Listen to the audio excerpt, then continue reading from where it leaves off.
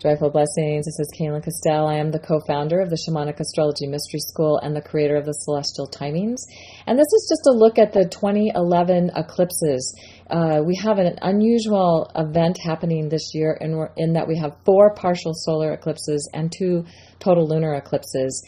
And usually there are only 4 eclipses a year, 2 solar and 2 lunar.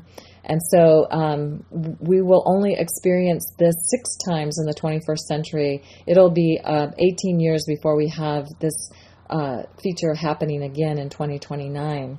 So I'm going to quickly describe the January 4th eclipse, where the sun and the moon on the green line here, you can see the arrow pointing to them, is showing where the eclipse took place with the fixed star Nunki, just above the fixed star Nunki. And this is where the vein of the arrow is located, and it's fully drawn back on the bow of the archer, aimed for release into galactic center.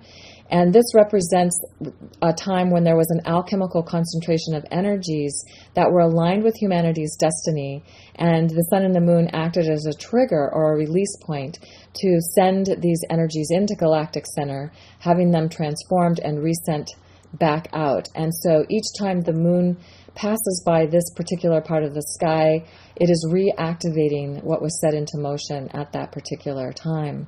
The June 1st partial south node eclipse is near the eye of the bull and approaching the galactic cross near the galactic edge. And you can see it's also above a fixed star called Aldebaran.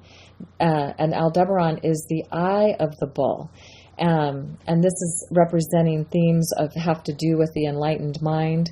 And so the eclipse is really opening a doorway or portal to accelerate the experience of the enlightened mind.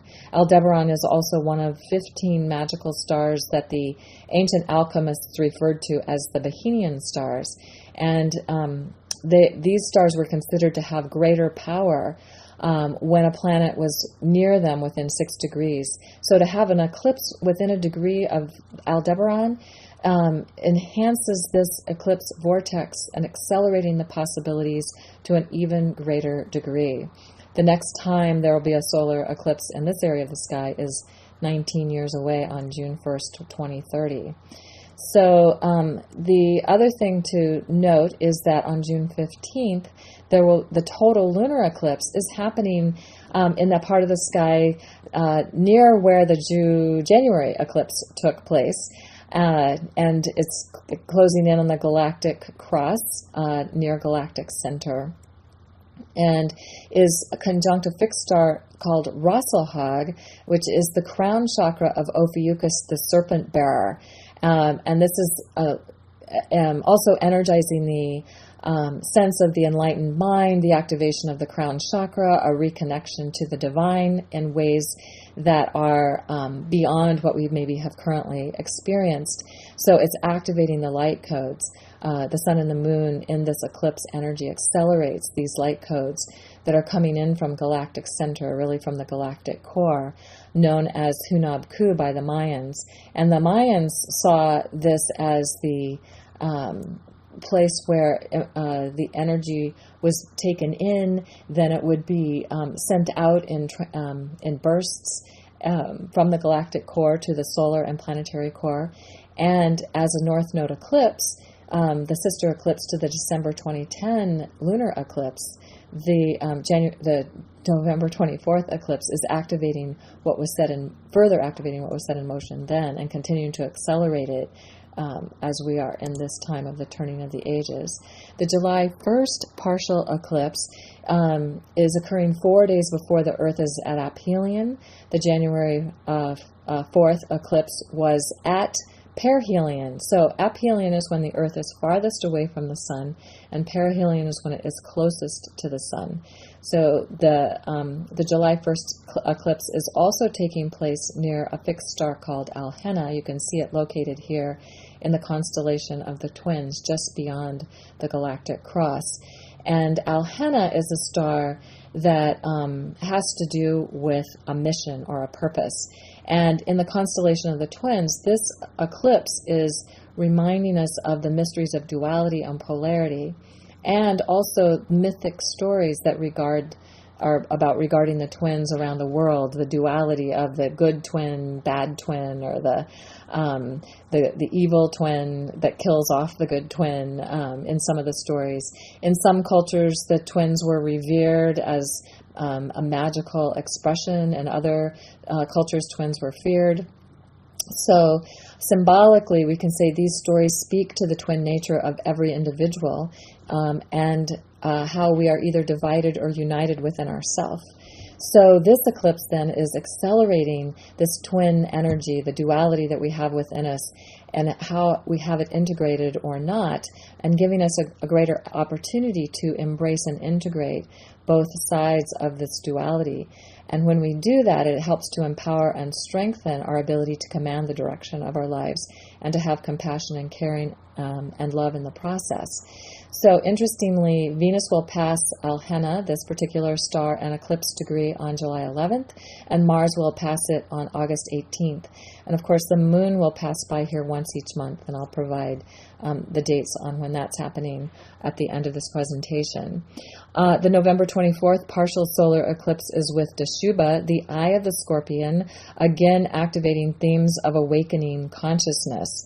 So we begin to see why these eclipses are so important this year.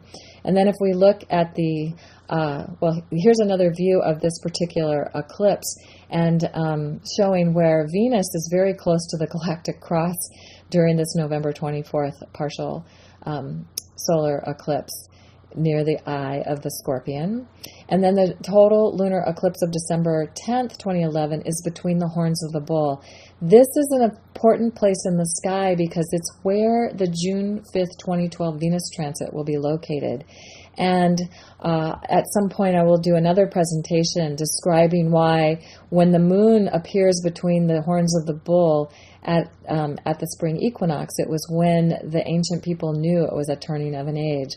And so to have this eclipse taking place here between the horns of the bull, just a few months prior to the Venus transit that will also be located here, lets us know that this is another activation around our understanding of the turning of the ages, and that we are truly coming into a new time. So what we're holding in consciousness and intention during these eclipses is further accelerating the turning of the ages and how we will experience that personally.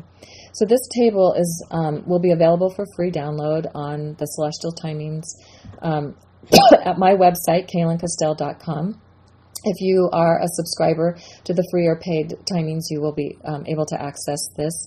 But you can see the dates when the moon will pass the June 1st eclipse degree, further activating the energy of Aldebaran and the eclipse the energies that were set into motion on June 1st.